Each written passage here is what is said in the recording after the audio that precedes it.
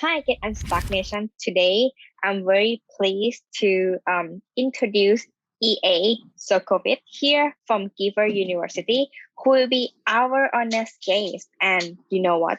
Today, we will learn about giver versus takers and many things related to that, which I'm surprised to a certain extent that there are many things more than just giving. So thank you so much for joining Get Unstuck video today, EA.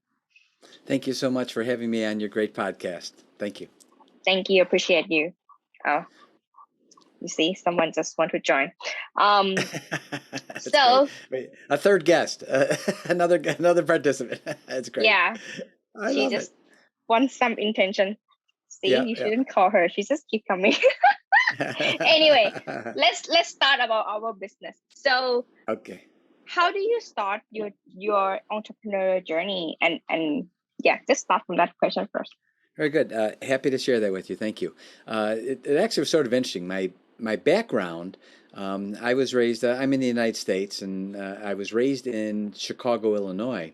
And my father was a milkman. And back then, I'm 65 years old now. So back then, which was 60 years ago, there was a milkman who delivered milk to everyone's house. And there was a little box outside the house, and there was money in the box, and that was milkman money. And you know what was amazing, Muda, is that no one touched the money. Everyone knew that was milkman money, and not one single time was there ever money missing from the milkman box. It was sitting outside the house with money in it. Everyone knew it, at different times, right? But so I used to help my father on his milk route. So my background was very humble. My father was a one-man operation.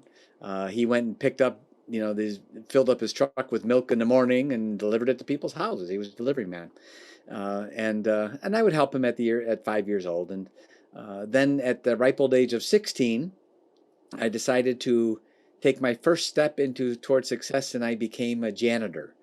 Now, and what was interesting about that is you think, well, janitor, that's still a pretty lowly profession. Yet I had two incredible events that happened in my life while I was a janitor.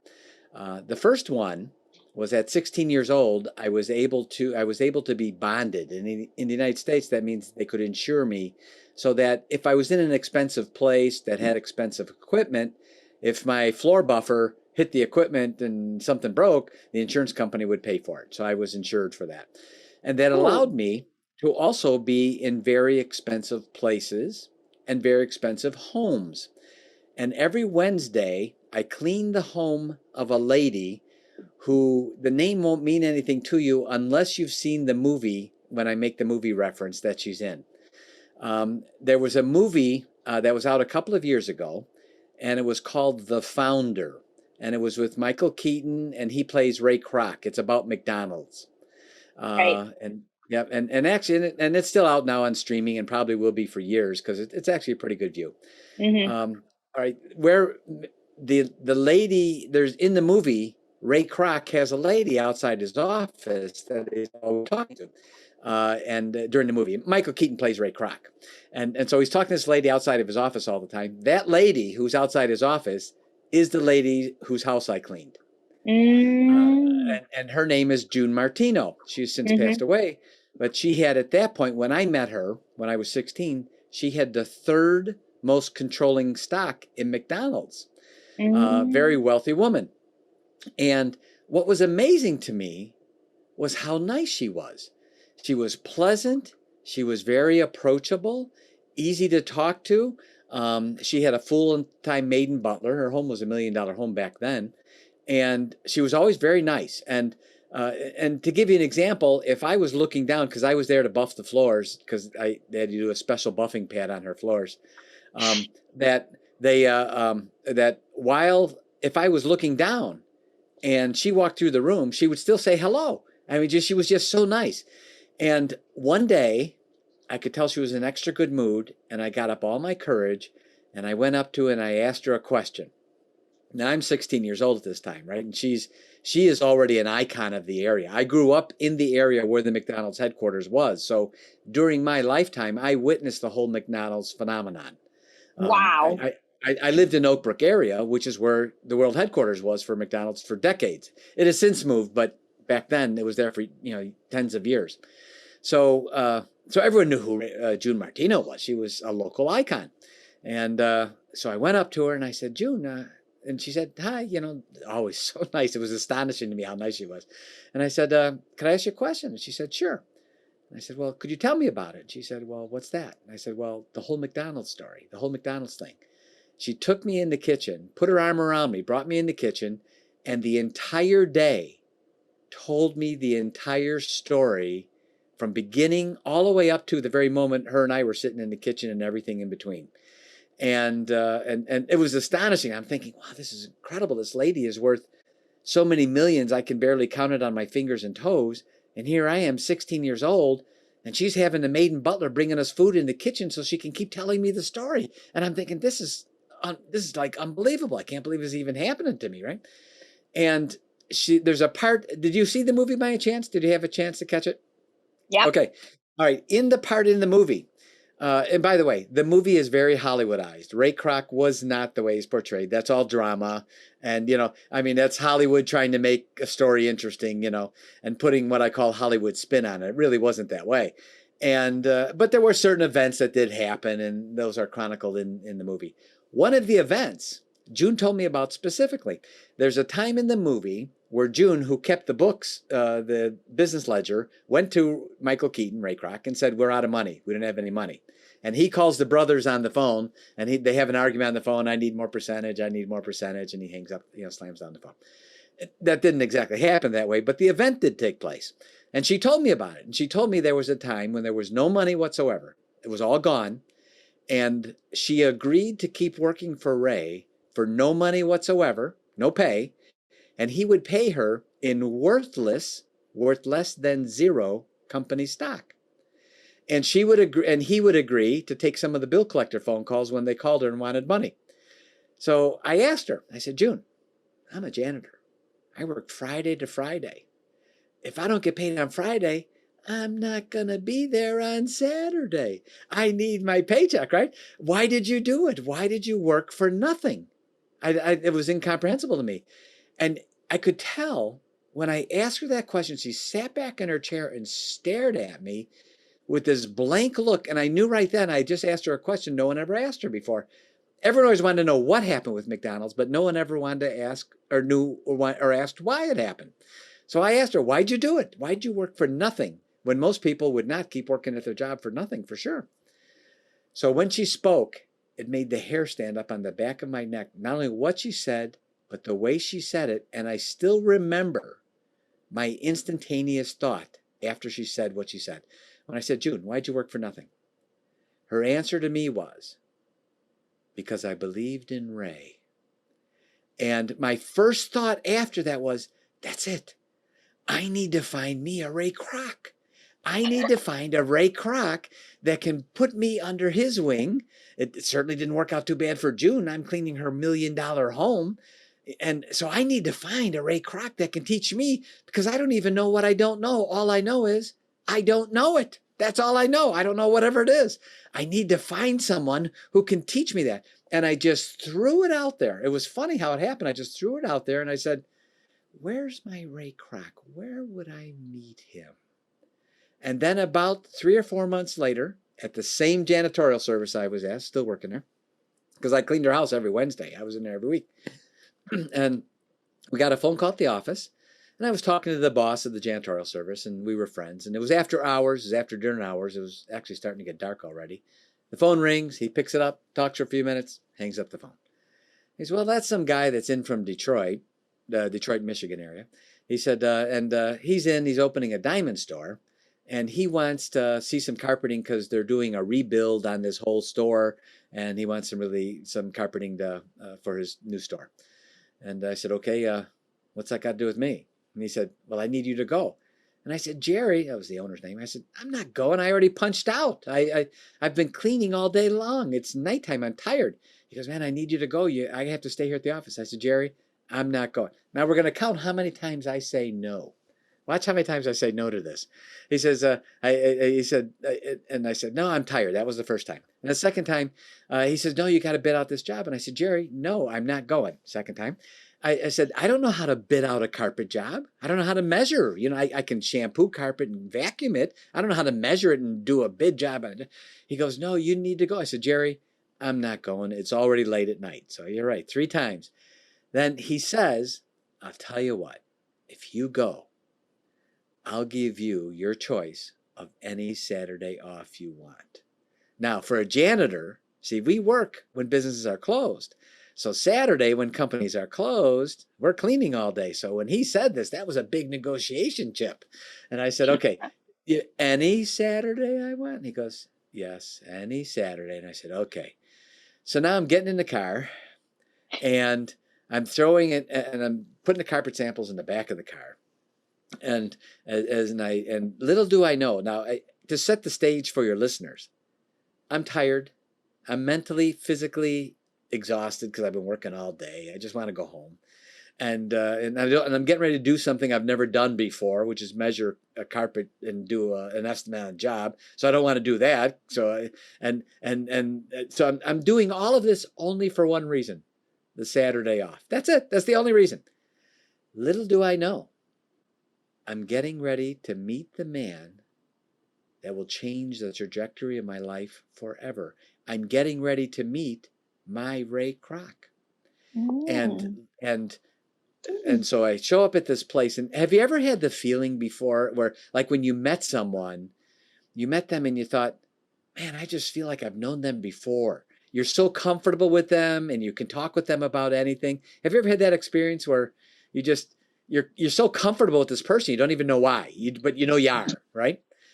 It was that kind of thing. So we talked about anything and everything.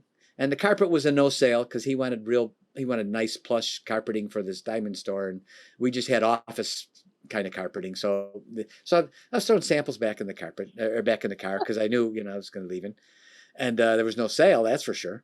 And so he offers me a job, and now I say no.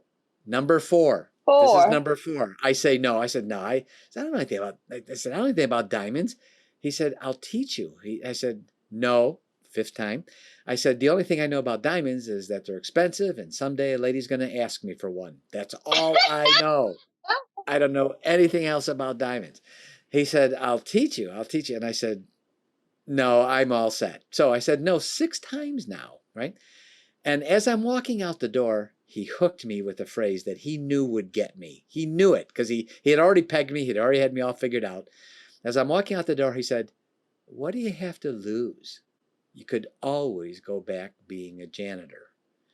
And I thought, no, I'm all set. So I left. And now, by the way, it's almost midnight now. I mean, this is late at night because the phone call came in the office. It was already getting dark, right? So I'm driving the car and I'm thinking, man, what do you mean by that? Well, yeah, I could always go back being a janitor. I guess I could, and what does he mean by what do I got to lose? I'm going to find out exactly what he means. So I turned the car around. Now it's almost midnight. And I think I'm thinking he's probably gone because he had to leave the next day, go back to Detroit. He was only in for the day. And sure enough, he's still there. So we start talking and I start working for him. And then, and he became my business mentor. And I have to share with you that the things he taught me were such a blessing and they helped me so much in business. And I became chairman of the board of that diamond company by the time I was 21. I became a millionaire at 21. And the first year I ever earned $1 million in 1 year after taxes and personal income, not business money. This is personal income. After I paid all my taxes and had $1 million in my pocket from that year's income, I was 33 years old. Now, did I do anything special? No, I really didn't. All I did was listen to someone who knew what to do. I listened to someone who already was a millionaire and had been a millionaire. I listened to someone who was successful in business. I listened to someone who was happy. And because of that, my ability was really just to what I call dumb up. I was just dumb enough to do whatever this man taught me. And then it worked for me just like it worked for him. And so, someone looks at my bio and they say, man, look at all these things he did. And I actually am not that amazed by what I did because all I was doing was following in someone else's footsteps. I listened to what they knew. They became my mentor. So that's why I advocate for people.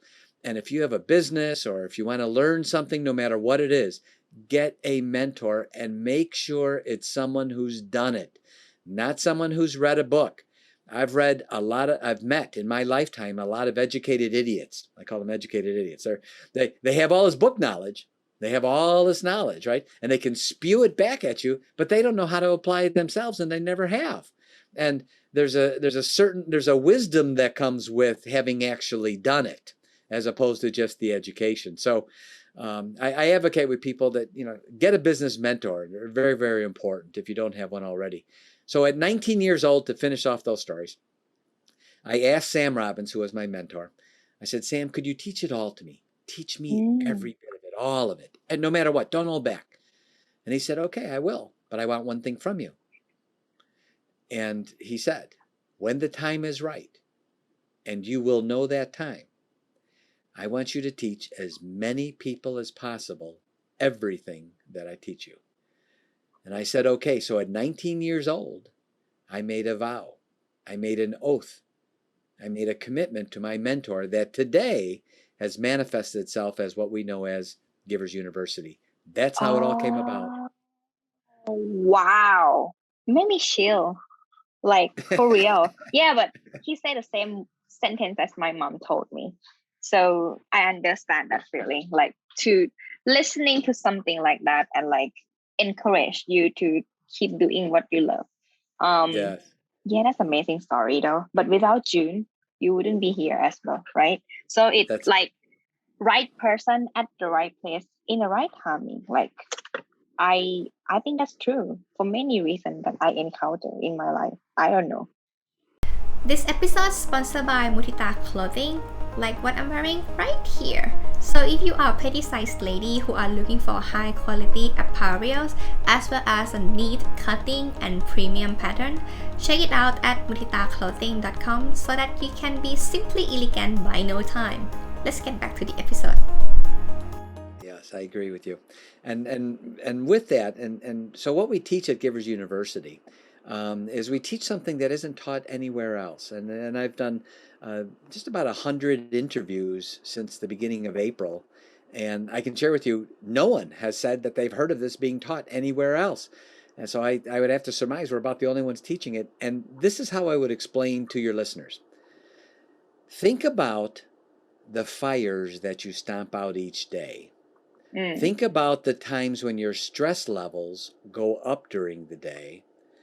Think about the times you've had conversation with people, and after the conversation's over, you don't even remember what it was about, but you do know one thing: you have no more energy left. They just drained all your energy away.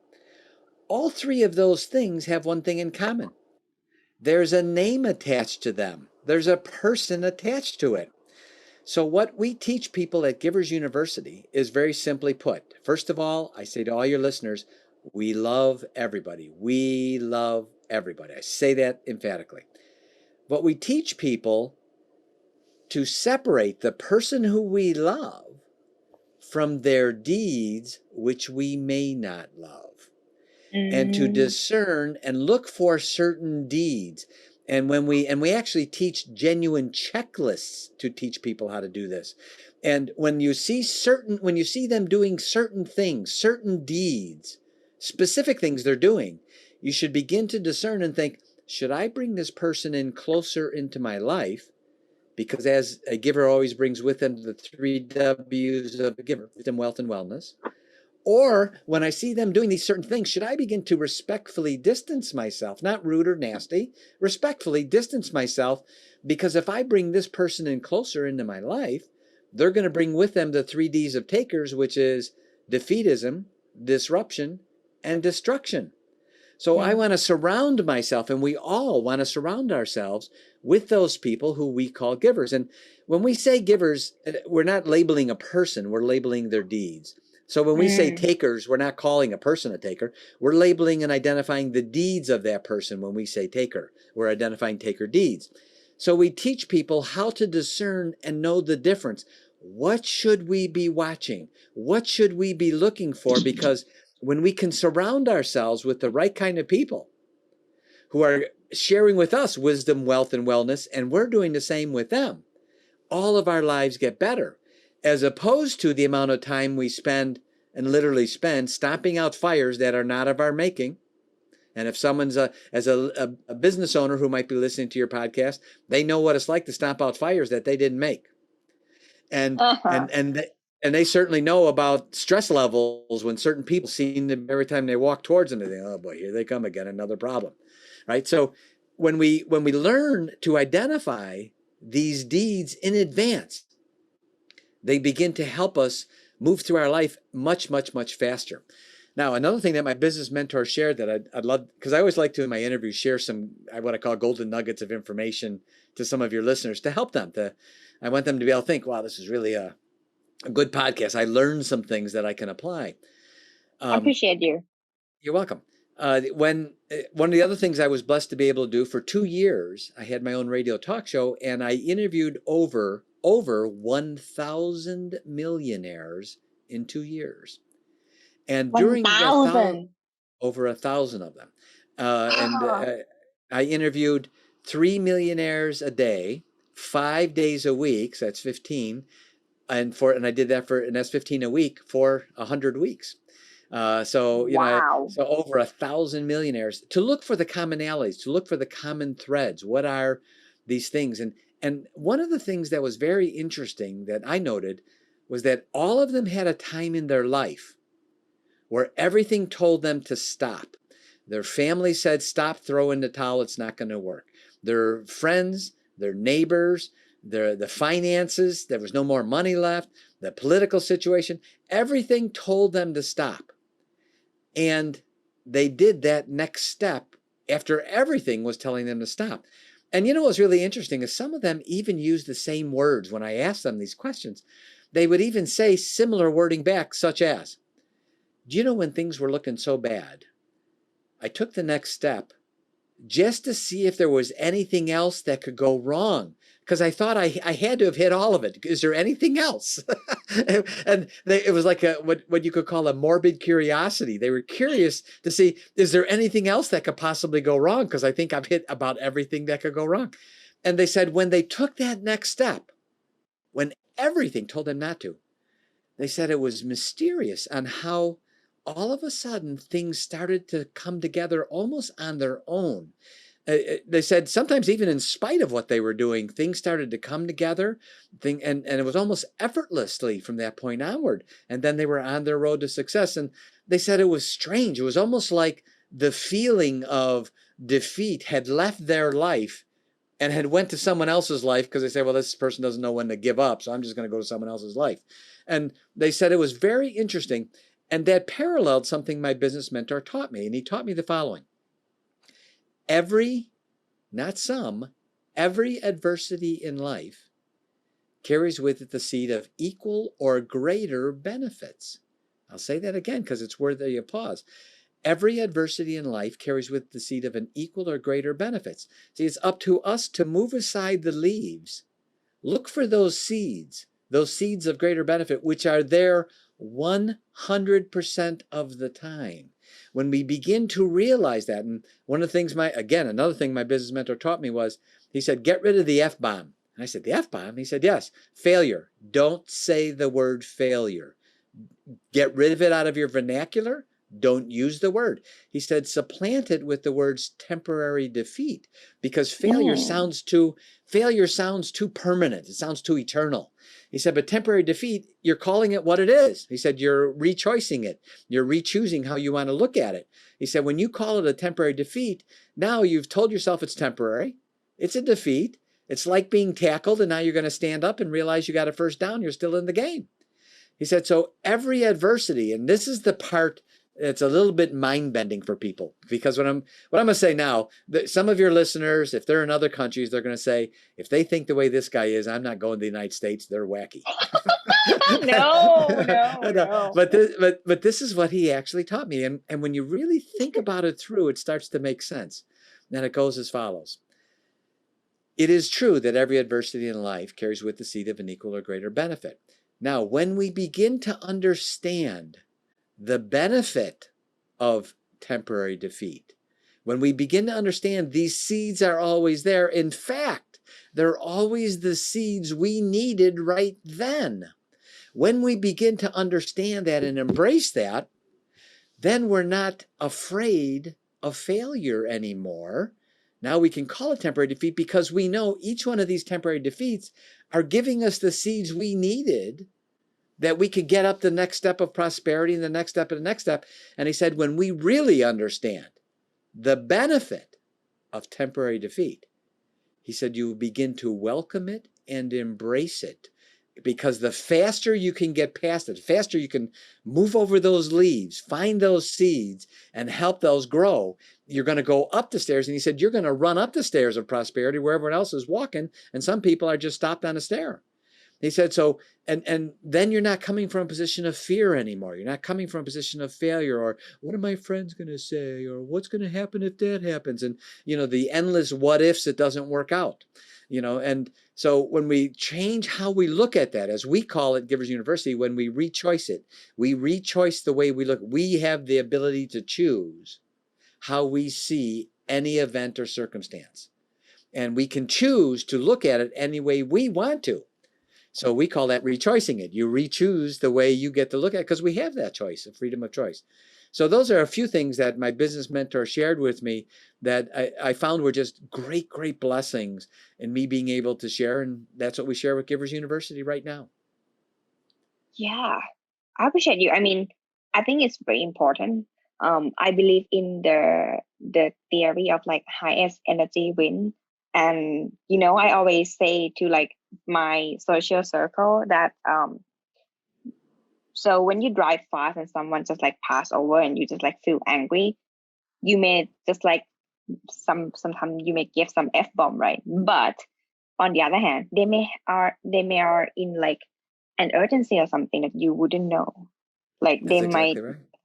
almost lost a loved one or something. You should A family share emergency it or to them. something. Yeah, you should share it to them that, okay, that's fine. Be safe. Go ahead. So Yeah. that's actually already changed the day. And that's how you said the day. I do agree. Like I practice that every day though. I still Good for have you. to practice that because like I know that this is what I learned. I learned that doing some negative things is easier than doing a positive way to move forward. I don't know why, but like my brains and many of my friends, I have been asking them, I have been having in this conversation for pretty much intense in the past few months because I did volunteer teaching students as well. So I have seen a lot of like this loop of thinking. And yeah, it's very important to change the way they think, and then the outcome are totally changed. Like you just say that we can control and we can choose what we obtained or like surrounded, right? And then we can control what we react on those things. So yeah. And I do really like the one that you mentioned about when everything's totally out of control. I have experienced that myself. And you are exactly right. I might not be like a millionaire in US dollar yet. However, yeah, I mean, it happens. Like things will fall into places from someone to someone that just coming in to help because you are on the right path. It just needs to happen to move forward. Like it's kind of scary somehow to think back though, but without those events, I wouldn't be here as well. When you look backwards and connect the dots, it's always astonishing how it all is almost perfect. Yeah, like your story. It's almost perfect. Like it may be already perfect. Like from what I hear, I can listen to you all day. Yeah. No, but like, yeah, it makes me feel good. Like, from what I hear from you though, one of the things is that to keep the faith. I think that's also important. Like whatever your religions are, but like believe in yourself. I think one of the things that you take action because you believe that you somehow can. You don't know how to do it yet, but you're confident, right? At least to try. So many people that I found, especially these that I'm consult with, like those corporate jobs. So I consult at the administrative level currently. consult for the administrative level. I found that they don't have confidence enough, and they still waiting for assignment or many hierarchy level, right, for the big corporate. So when they are more confident, actually the work progress faster and even more effective. I'm like, wow, it's just like changing everything just to change the way you think. Yeah.